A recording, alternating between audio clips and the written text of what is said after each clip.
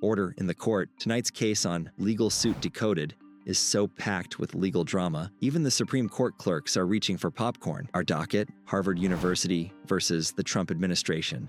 Harvard University is now suing the Trump administration over the administration's threats to cut billions of dollars from the university's funding. A legal showdown where the only thing more inflated than the egos are the endowments. Let's meet our litigants. In the educational corner, we have Harvard, America's oldest university, home to more Nobel laureates than your local trivia night, and apparently the only institution with a legal team that files lawsuits faster than students drop pre-med, has had enough of the so-called bullying from the Trump administration.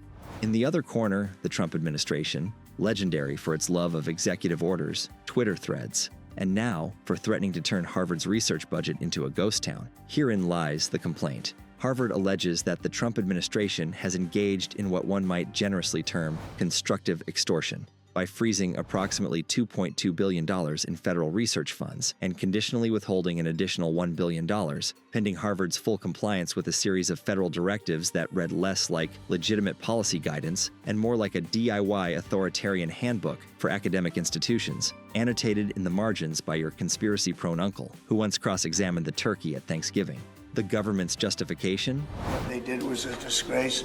They're obviously a noble crusade to eradicate anti-Semitism from campus. Harvard's counsel, however, contends that this isn't about protecting civil liberties. This is about political coercion, dressed up in First Amendment cosplay and weaponized through the Department of Education like it's auditioning for a Law & Order spinoff, intent to regulate. As to damages, should Harvard fail to meet these conditions, or worse, comply and set a precedent, its chemistry department may be forced to enter a binding agreement with Kickstarter, issue limited edition Erlenmeyer flasks, and rely on undergrads to synthesize aspirin using instructions sourced from Reddit. How did we get here?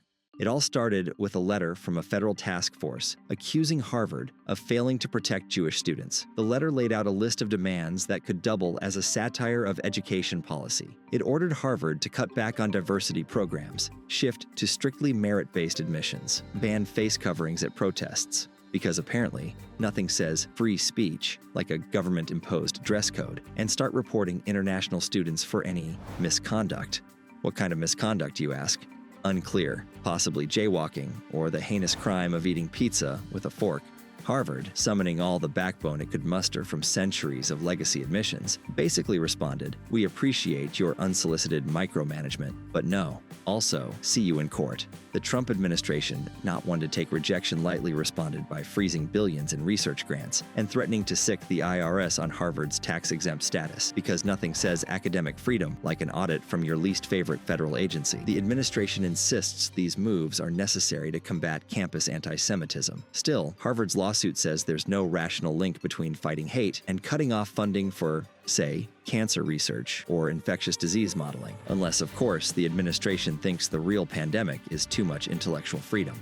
Let's talk public reaction. Trump called Harvard a disgrace and accused the university of being obviously anti-emetic, which, for those keeping score, is actually a medication for nausea, not a political stance. Social media, meanwhile, is trending with hashtag Defend Harvard and hashtag Ivies in Court, while law professors everywhere are updating their syllabi with a brand new case study on how not to write a federal demand letter. So, what do we take away from this Ivy League legal slugfest? Academic freedom, constitutional rights, and billions in research dollars are all on the line. The only certainty? If you're a university president, now's a great time to brush up on your courtroom etiquette and maybe invest in a good legal pad. That's our closing argument for tonight's case. Court is adjourned, unless you're Harvard, in which case the appeals process is just getting started. Don't forget to brief your friends, cite your sources, and remember, in the great courtroom of life, always object to bad policy and never, ever let your endowment testify without a lawyer. Like, subscribe, and comment on your violent reactions with this new lawsuit.